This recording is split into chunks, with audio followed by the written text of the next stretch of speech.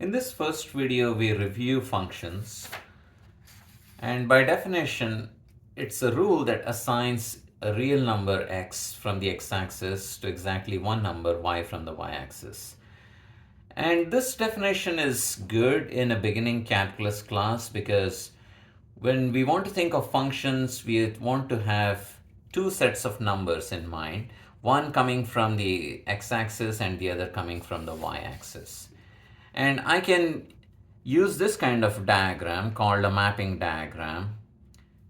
So here I have numbers from the x-axis, and here I have numbers from the y-axis. So if I use the star symbol to denote numbers from the x-axis, so this is all of the numbers from the x-axis. I can't write all of them. I wrote a few of them. And then I have some numbers from the y-axis here, and the whole set consists of all the numbers in the y-axis.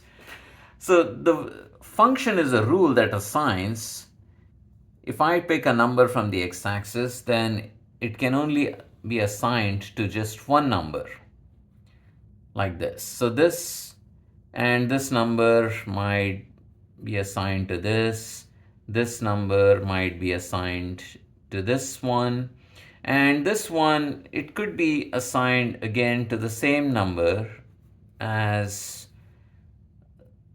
this was assigned to. So this is okay.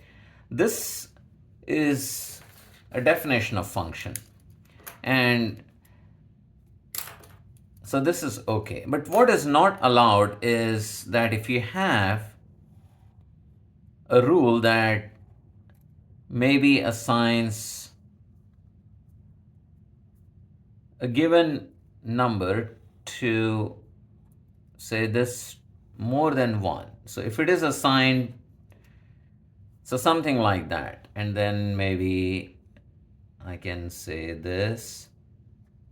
So this is a violation of function definition, because you can see that the number, this particular number from the x-axis, is assigned to two different numbers from the y-axis. So this is not a function.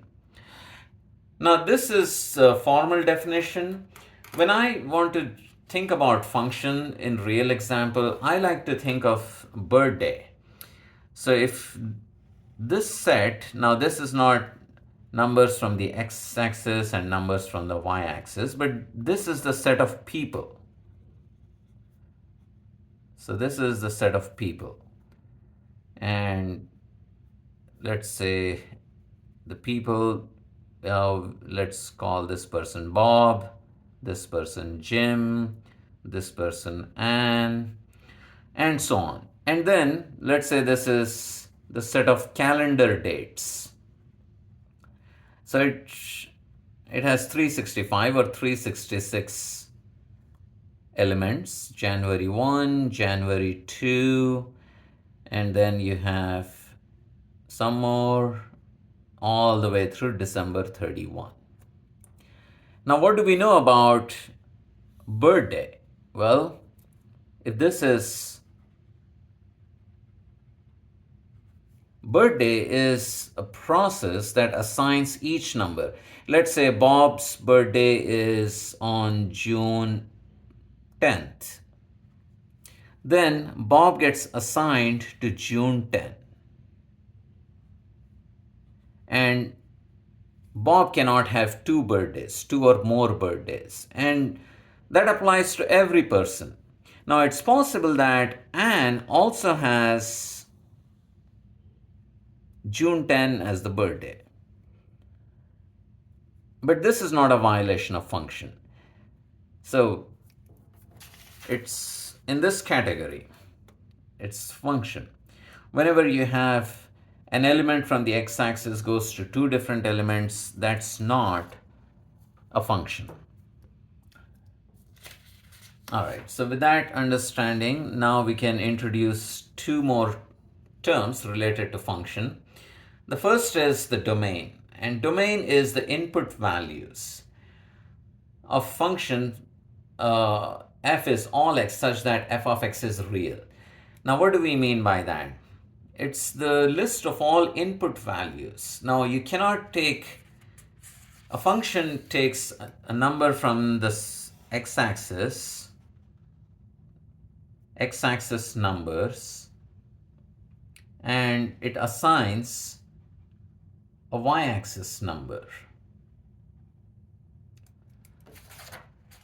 But notice we said that it could be x-axis or a subset thereof. So sometimes you may not be able to input all of the numbers from the x-axis.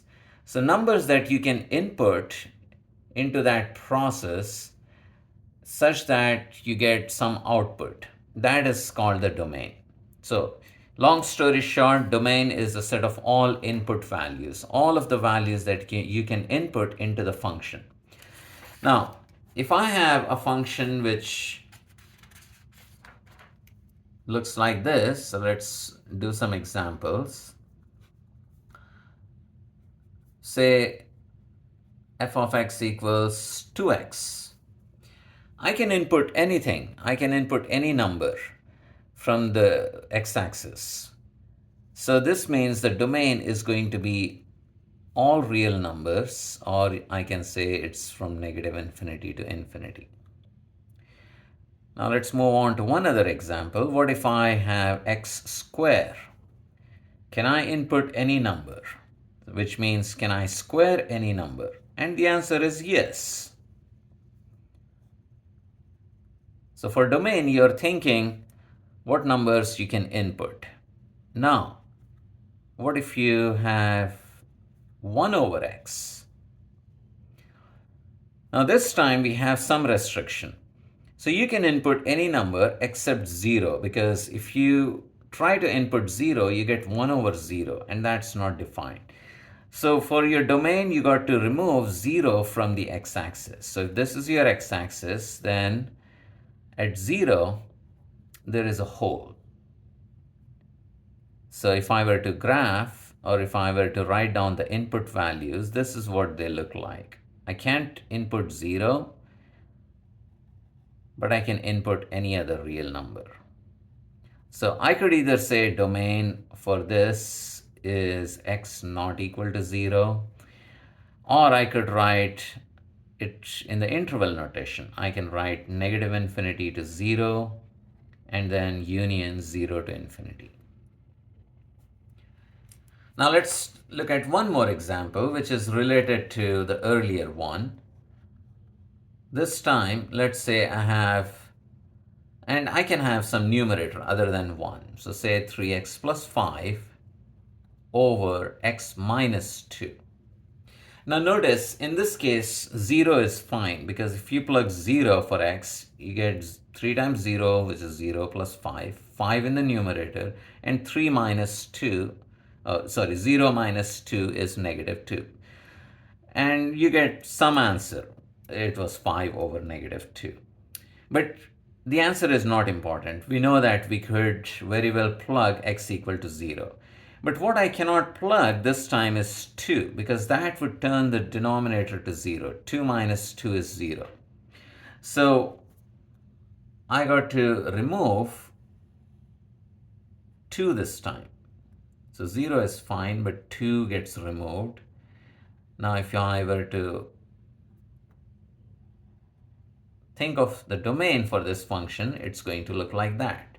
You have all real numbers except 2. So the domain for this is x not equal to 2, which is the same as negative infinity to 2 union 2 to infinity.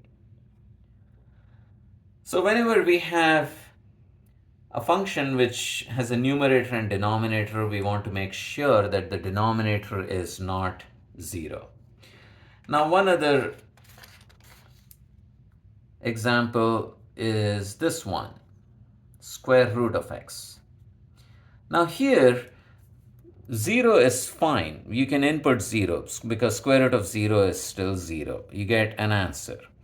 But if you try to input negative numbers, it's not going to work. If you try to input negative 1, square root of negative 1, that's not a real number. So what's the domain of this? Domain is all non-negative real numbers. So you can input 0 or positive, which means all non-negative real numbers. And that is the same as, so if you are thinking about your x-axis, 0 is in the middle, on to the left are negatives, and to the right are positives. So I could include 0, which means I'm going to have a solid circle at 0, and then I can move to the right. So this can also be written as 0 to infinity, but notice that there must be a bracket here because 0 is included. All right. With that, we have some understanding of domain. And the next term we want to introduce is the range. Now, range is the output values. Domain is what you could input, and range is what your answers are going to be once you input the numbers from the domain. Now, in the example given, if you have x square, then the range, the domain is everything. You could input any number. But the moment you input a negative number, so here examples of range, let's write some.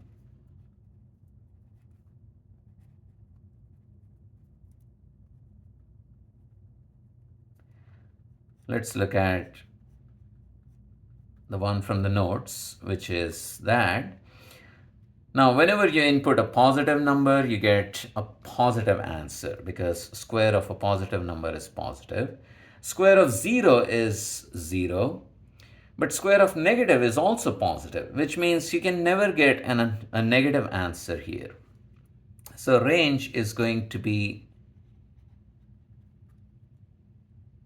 all non-negative real numbers. So it could be 0 to infinity. Now you can also get the range from the graph. If you know the graph, in this case, it's a parabola that has a vertex at the origin and it opens up. So we know it looks something like that. And notice when you're looking at the range, you want to go from bottom to top and then scan where the graph is. So you don't see any graph below the x-axis, but you have graph when when the y is 0 and also positive. So that's your range. For domain, you would have gone from left to right, and then you notice that it's everything. Because any negative number, when you plug, well, this will go on forever. So really, I should have drawn arrows here to indicate that this is going to go as far to the left and that's going to go as far to the right. All right, so that's the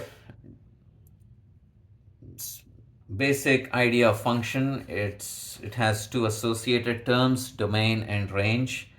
And in the next video, we'll look at some examples of functions.